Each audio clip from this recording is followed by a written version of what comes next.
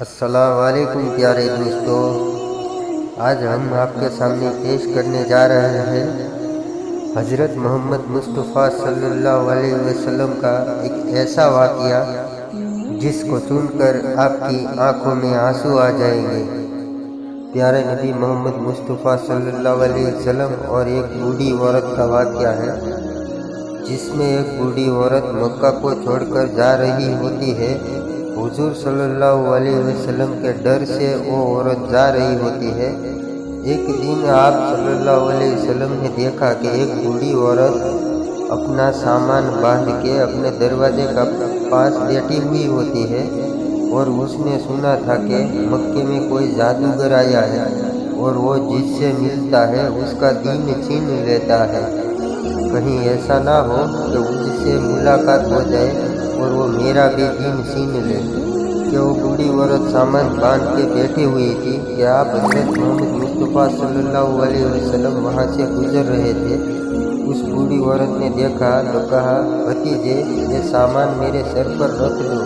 حضور صلی اللہ علیہ وسلم نے سامان اٹھایا تو دیکھا کہ گٹری بہت وزندار تھی اور وہ بوڑھی کمزور تھی۔ تو آپ صلی اللہ علیہ وسلم فرماتے ہیں کہ کیا ماں میں آپ کا یہ سامان اٹھاؤں؟ یہ سامان تو آپ کا بہت بھاری ہے۔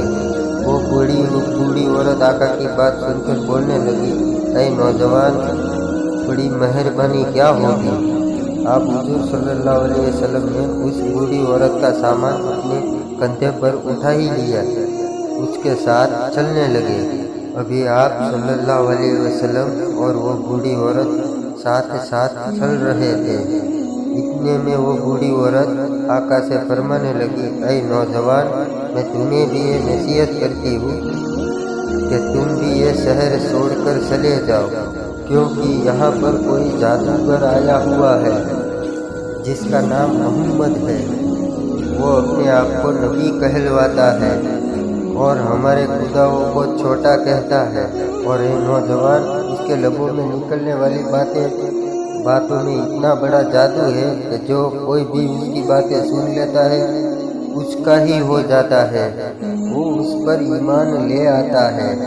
اس کے بعد یہ بوڑھی عورت کہنے لگی، اے نوجوان، میں نے پوری زندگی اپنے بتوں کی عبادت کی، میں یہ نہیں چاہتی کہ آخری وقت میں اپنے خداؤں کو بھول جاؤں اور اس جادوگر کی باتوں میں آ جاؤں۔ اس طرح پورا راستہ وہ بوڑھی عورت آپ صلی اللہ علیہ وسلم کی توہین کرتی رہی، انہیں برا بھلا کہنے لگی، اور اللہ کے رسول حضرت محمد مصطفیٰ صلی اللہ تعالی علیہ وآلہ وسلم پورے راستے اس بوڑھی عورت کا سامان پوری خاموشی سے اس کے ساتھ چلتے رہے۔ جب اس بوڑھی عورت کی منزل آ گئی تو اللہ کے رسول صلی اللہ علیہ وسلم نے اس کا سامان اس کے سپرد کیا۔ پھر آپ صلی اللہ علیہ وسلم وہاں سے جانے لگے تو پھر وہ بوڑھی عورت پوچھنے لگی کہ اے نوجوان، کون ہو تم نے اپنا نام تو بتایا ہی نہیں۔ تو حضور پاک صلی اللہ علیہ وسلم نے فرمایا، اماں، نام میں کیا رکھا ہے، آپ کا کام ہو گیا، بس یہی شکر ہے۔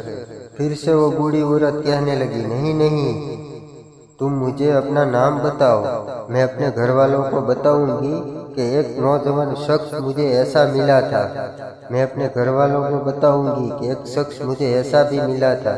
تو حضور بولے، اے اماں، جو پورے راستہ جس محمد کی تم توہین کر رہی تھی، جسے تم برا بھلا کہہ رہی تھی، وہ محمد رسول اللہ میں ہی ہوں۔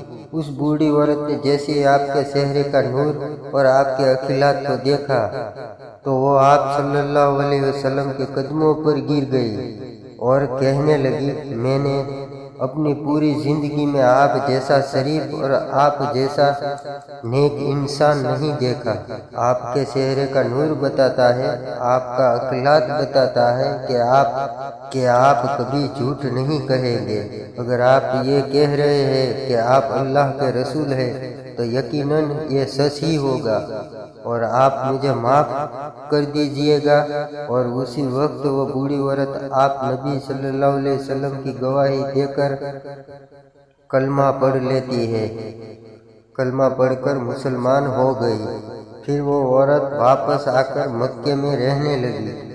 सुभान अल्लाह। हाँ तो दोस्तों, 2 दिन बाद मैं रोज़ एक वाक़या लेकर आपके लिए लाऊंगा दोस्तों। तो वाक़या अच्छा लगा